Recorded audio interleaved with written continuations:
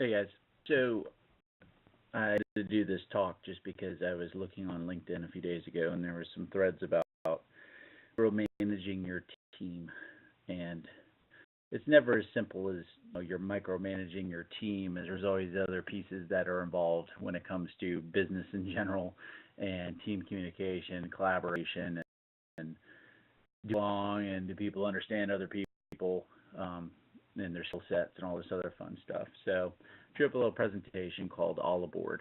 So I'll be using a lot of examples when it comes to ships and the crews on ships, and we'll talk about different phases to get to that level where I do feel like you can let your team self-manage. A lot of what I do in my day-to-day work is ad development related. I'm not going to talk much about that. You'll get a lot in some of the examples, but when you talk about the sense and the principles behind it, that could be tons of in itself, and there's a lot of stuff out there that already talk about that stuff. So I'm going to focus on look at three phases to get you and your team and your company where they need to go, where they can be self-managing teams. And from a management point of view, you don't need to micromanage.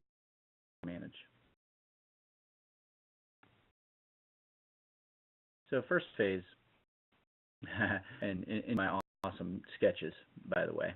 So first phase, I look at it like it's the beginning of your journey. You have a new crew on the ship. A majority of the crew is down in the of the ship rowing, right? They don't have much direction. When we talk about mid and long-term visions, they have none, right? They come into work, they punch the clock, they say, "Oh, what do I got to do today?" And they start doing it. They really don't understand how their work to the overall organization, and they don't see how in their group what they do affects other people, or they don't know how the skill sets of other people on their team can be used to better the overall group as a whole, let's say. So first phase, you're all in the bows of the ship just rowing. No one's really looking out, no one's seeing anything coming up in the ocean or others around them. It's just rowing, right? Probably rowing together at times, and other times just rowing around and not being in sync. This is when I go in to either do consult type work or in my previous three jobs, I go in, there's a development team, there's a bunch of guys there and girls that are doing work, they're building software, but they're not really syncing up with each other, and they're not communicating to the point where each of them understands what everybody else is doing and can help out and learn from each other. These days, everyone's doing what they're doing. There's no set SOP, there's no standard operating procedure, there's no process behind what they're doing, and there's no documentation for onboarding in new employees to walk them through kind of how you do what you do and have them understand that. So phase one, that's the beginning. Phase two, we get there. So the team's still rowing, we're still moving the ship forward, but now this little guy out on the bow of the ship, and he's at least looking out a little bit of the waves over the ocean, right? He's putting in agile sense, let's say Scrum, this probably be your product owner, right? He's looking out, he'd be figuring out what users want, and be trying to build some level of roadmap or store mapping to show where the product should be going and how it's going to be utilized and help other people or the end users that are using the product. At this point, the team is actually starting to talk, more unity within the team, at a personal level and a business level. I find that, to build the best teams, it's really not all about the work. It's also people caring about each other and who they are and their backgrounds and their families and what they've gone through in life, and other folks understanding that and seeing each other as more people than worker bees trying to get work done. You're also starting to see that, they're starting to identify who has better skill sets within the team in certain areas. Some of the other teams I've worked on, they have guys that might be stars when it comes to coding, but they might not be very well versed at, say, writing unit codes, right? Or unit tests. So you might be able on the team that's really in line with unit tests and also understands the continuous integration server and building the tests and running the tests when build time, and another person that might be a repo master where they understand the branching aspect of it and versioning and tagging and how all this stuff works when it comes to the development life cycle. So you have the person, they might be starting to chat with other people on the team about what they do, and you might have somebody that goes, hey, I'm really interested in Git, can you show how to use it, how it works, how do we do this branching thing that we need to do for our pull requests and code reviews and all that other fun stuff. At this point, you have that guy in the bow of the ship who's actually starting to look out over across the whole organization, and they might just be a development team or a research team, on their own boat, but they're actually looking out and starting to communicate with other teams to figure out what, the path of the organizational goals are. So those start drilling down amongst all the teams, and everybody understands organizationally where you're trying to go. You should have an org goals, and you should also have your technical roadmaps on how you're going to utilize technology and improvements in technology to better overall process. So that guy in the bow is starting to see other ships on the sea, and he's also seeing barriers. Here's a barrier coming in the ocean here. Maybe this is for a ginormous whale. I don't know. To understand how their work starts aligning with the overall vision. So at this point, you have a short-term vision, and that term vision might only look out over a month. It's baby steps when you're putting these things. You got to look at it and say, if we're phase 1, you might not even know what you're going to be doing by the end of the week because you have specific steps to lead up to where you need to go. But you need to have some short-term goal that you're trying to reach within your team and within each person in your team, right?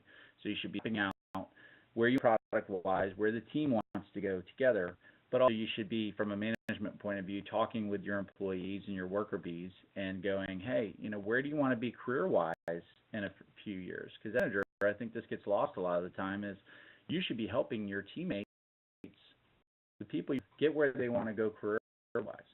Because they're doing one thing today doesn't mean they want to be doing that one thing for the rest of their lives or for 5 years from now. But you might have the types that are developer types that they love what they want to do, and they want to be a senior developer for 10 years going forward. That's cool. Off of that and say, okay, what areas of your skill set would you like to improve in? Because no one knows everything. That's just given. Take those areas they might not know very well and start pairing them up with those other teammates or other people within other teams that understand that concept or that process or whatever that skill might be for them to learn that.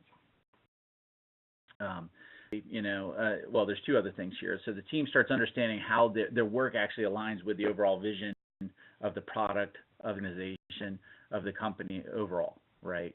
So, there's a big difference when you come into work and you understand that, I'm going to work on this widget today.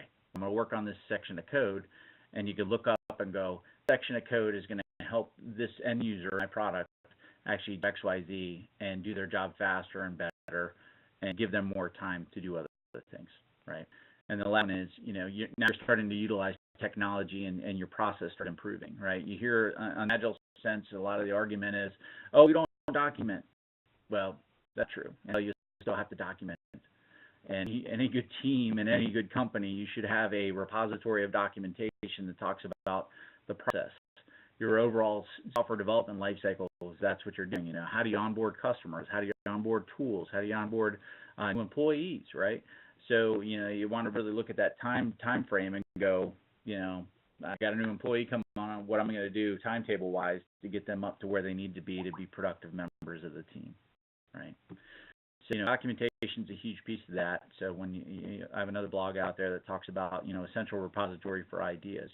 That's one of the key concepts of doing what we do is you need to have some level of repository or wiki that's going to these ideas, because if you don't pick a central communication method, whether it be, Confluence or a SharePoint site or on open source wiki that you can just grab off the internet and set it up, you need to do that, right? Because you can't be filling these things at past, down the road when you look back, oh, there was this process we have, but it's sitting in some network share somewhere that nobody ever looks at. It's got to be available, and it's got to be used and reused. So you have somebody coming through the onboarding process, they can look at that and go, from a management point of view or from a team point of view, you asking those people, was this information useful, and what were we missing that you wish you knew that first week, that first month you were working with us? So you do that process time and time again, and it just falls into that lessons learned category, right? You're doing these things, you're learning these new things, and you're also getting a new fresh set of eyes on it. So if someone's never seen it before, they can go through and make sure that everything in your process is up to snuff. So, two is finding your sea legs, and then in phase 3 is actually your master of the high seas. You're a pirate ship. You have folks on your team that have specific skill sets that they're really good at, but they can also switch roles, right? So the guy who's up here in the ship can move down and be a rower, or he can be the guy who's signaling in the ship and communicating there. He's up in the net there looking out over, right? So with our little watcher guy, he moved from being on the bow, and now he's up on top of the sail, right? He's in the crow's nest, so he can go out even farther out into the ocean and start coordinating with other ships, which would be other teams or other projects in your organization, getting all this stuff in line, right? We got our little guy who's going to communicate with other ships and tell them, are there barriers or obstacles in the ocean they need to watch out for, or if we're all going in the same direction, where are we going to?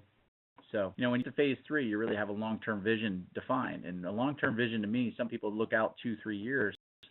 To me, long-term vision, especially in an agile sense, you should have an idea where you're trying to go within a year. That's a good long vision. But if you're doing agile and your process is in place and you are getting receptive feedback from your user base and other teams, it might change, right? Or you can't really look out 2 years. You might have overall vision of where you want to be, but the goals and objectives to get there might change along the way based on, obstacles you hit and kind of how your business changes and moves. We also have a group that is working as a team. So we'll talk a little bit more on the next slide. But, a team to me is, a group of people that have each other's backs, understand each other, understand how each other work and how they work in the best situations or conditions they work in. So, and they're also not afraid to admit when they're wrong, admit when they did something wrong, and also admit when they don't know something, right? Because I find in business there's a huge gap there where you can get beat down by people because you admit that you don't know something. We all don't know everything, so accept that. And I love it when kids go, "Oh, I don't know what that is," or "I don't know that technology," or "I haven't ever used this before," because they're being real. And it also helps you understand time frame wise and estimates. If we talk back in agile sense, if you're trying to estimate how long it's going to take Jim Joe, who's a new person, versus your DBA type to create a base schema, if you can look at those estimates, they're going to be totally different. But you also need to look at that from a team perspective because everyone needs to go through those ranks sooner or later. At this point, you're really having a lot of roundtables with your organization as a whole, talking about where the teams come into play and how their work is aligning to the overall organization goals in the long run. So if we talk from a Scrum sense, this would be your Scrum or Scrums, right? You'd have a representative from each team who would be the Scrum Master in Scrum sense that is coordinating with other teams about where they're going and what's needed from each team, right? So you want to get to that point where everyone knows, one, what your team is working on and where they're going, and then how their stuff aligns with your team. So you guys can coordinate, you can do deployments at the right time, you can get trainings done, right? Just because we got an application into your organization doesn't mean everyone's going to pick it up and know how to use it right away. Who's going to hold hand? Who's going to train them? Do you have a lab set up? Do you have an environment and set up for these people to train themselves? You get a shadowing time. There's a lot of factors that go into every decision you're trying to make and every organizational goal you're trying to reach. The way to do that is team communication and collaboration, right? Is everyone understand where they're trying to go and how they fit into that puzzle. So I mentioned this one before, but communicating with other ships and avoiding the barriers, right? In phase 2, we actually see the barriers and we might not be able to get out of their way, but we deal with them. But phase 3 is we're hopefully looking so far out that we can see the barrier coming and we can avoid it totally, right? Also process improvement, just improvement all about how you handle things and management decisions. big impact here in phase 3 is the team doing work, and they directly see the impact of what they're doing to the company's success, right? So you're kicking an application, or you're working on some integration points between multiple tools. The biggest benefit there is when you see, you save somebody else's time, or you provide an application that allows them to do their job a lot better than they were doing in the past, and it saves them time. I always come to that, right? What do we want to do? We want to build tools that are going to help and support other people and save them time in the long run, so they aren't working all the time. It's another crazy concept, right? The work-life balance that you get into within the agile terms. But to be fair, nobody should have to work crazy unless they want to, right? There are some people that do want to work 12-hour days. Hats off to you. But if you've got a family or you got a girlfriend you want to hang out with, cool. We would all be able to manage our time to the point where you can get done what you need to get done in 8 hours. And if not, then you should have a serious talk with your team about who's doing what and how you can improve on doing those things. So, a new technology, right? There's new things coming out all the time that are going to save us time and support us in what we need to do. Someone should be looking out, like this guy in the crow's nest, at the tech stack that's out there and available on the internet, right? Because things coming out that you can implement into your current tools that are going to save you time and communication, and how do you vote on requirements going into your tool base. Also good stuff. And the last thing is automation and streamlining. That happens at the phase 3, right? Phase 1 and 2. Phase 1, you don't have the documentation or process to build off of, but you start with a draft, right? And you build up from there. Phase 2, you really start refining that stuff. Phase 3, you look at those things and go, okay, from my process or my steps and my tasks, what I do, can I turn those around and actually get the machine to start doing that for me? So I'm not spending time digging in the weeds where it's just providing me that information from the get-go, and I can make better decisions moving forward. So phases, right? 1 is the building blocks. 2 is you're refining more what you have and building the team. And phase 3 is you're coordinating teams cross organization and really building for the future and looking out to the future so everyone understands where we're going. So, this is time. You can't go into an organization and, put your foot down and go, we're going to do these things, right? Because you need buy-in from your team. You need buy-in from your employees. You can't go in and start dictating things, because that's not how it's going to get done. You got to put that picture, talk about B and how you're going to get there, and then allow them to make it and move in that way, right? So another major thing is team openness and trust. I already hinted on this earlier about being able to admit when you don't know something or if you did something wrong, and having the team back you up and not criticize you. So another big part of that is establishing the expectations within your team. It's not you're dictating to the team, I want you here from these hours to these hours, because you might be working with a team that works better at night time, or works 6 o'clock in the morning till 4 o'clock. An hour schedule that works better for them. But the team as a whole needs to set those expectations for themselves, right? What hours are they there? They have to be available and accountable, right? Because half your team working at a certain time during the day and they're waiting on somebody else to be there, they all need to understand that, right? They all need to say, okay, we're going to hold ourselves to this kind of standard. Our quality of work is going to be up to this level, and we're not going to let other things go into the code base that might be subpar. They need to be at the point where, you see this in phase 3, they're actually self-organizing. You paint the picture about the vision of where you want to go in the long run, and the team should be able to take that and run with it by gathering the requirements, working within the team and within the organization to understand where they need to go to match up with those goals and the vision you have for the organization or the product overall. And what's in there is continuous improvement, right? You got to take the time. I see this a lot with Scrum, where you get to the retrospective and go, oh, that takes too long about how you can improve and save yourself time in the future. You should retrospective as a waste of time.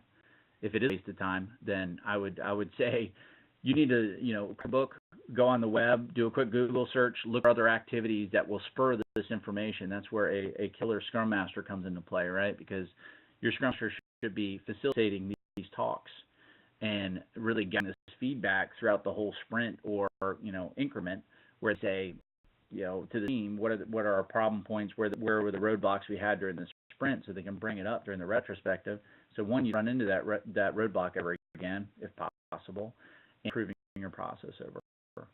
So retrospective's huge. Whenever somebody says they don't want to do the retrospective, I'm like, you just don't get it. You know, you got to sit there, you have to learn lessons, and you have to bake those back into your tool. Because if you talk about lessons and what you learn from it, but you never implement anything back in to take what you know now into what you're doing in the future, it's just a waste of time in the first place.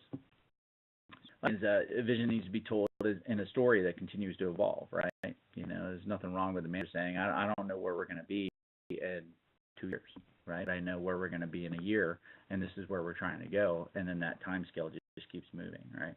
So when you're in phase one, you might not be able to look out very far. You might have some very short-term goals, but you set a process, you set up your tool base, your integrations, your communication, your collaboration, how you're going to do all these things, and build it out from there. Once you get to phase two, that's really when you start looking out a little farther, and you can go, hey, instead of 2 months, now we're going to be looking out 6 months, right?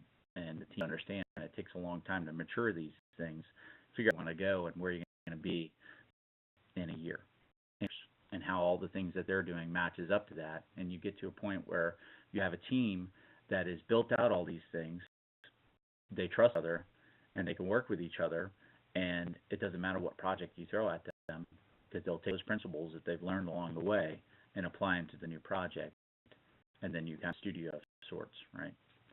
So, you know, one big thing I always stress is, you know, within your company, you should be able to go up to anybody and go, hey, what's the elevator pitch about what we do? Because if you go into an employee in the operations center or, you know, professional services and go the pitch for Acme Corp or wherever you work, and they can't give you, you know, what the pitch and what the benefit of using your company is, you need to spend that time and kind of hit the brakes and go back to your company and go, this is why we're here. This is the benefit of our company, and this is why people want to buy services or our products or our people, right? You got to have that common vision across the organization. I think that gets lost sometimes when you go from a sales marketing pitch to the people that are actually, you know, putting the blood and tears into what they're doing and their work process, because sometimes it doesn't always equate what they have on the sales slides. But, you know, people don't buy the product, they buy the people that make the product, right? It's like services. You know, you can go buy service, but service isn't going to do much unless you have the people behind it to drive the service. So, but at the end of the day, when we circle back to the micromanagement thing, if you have a team and you've laid this vision, the short-term, the mid-term, and the long-term type visions, and you have some of these build blocks in place, you don't have to micromanage. You can let your team do what they need to do and trust their team. You know, it's like that quote from Steve Jobs about, you know, we're going to hire people and tell them what to do. So, you know, you want a team to be a bunch of smart people, and you want to kind of lay out that vision of where you're trying to go and trust them that they're going to pick up the right to be used and integrated and built upon, whether it be a process, service, or just people. Right, and moving forward, you just move up and keep continuing to improve. So, time and the next one.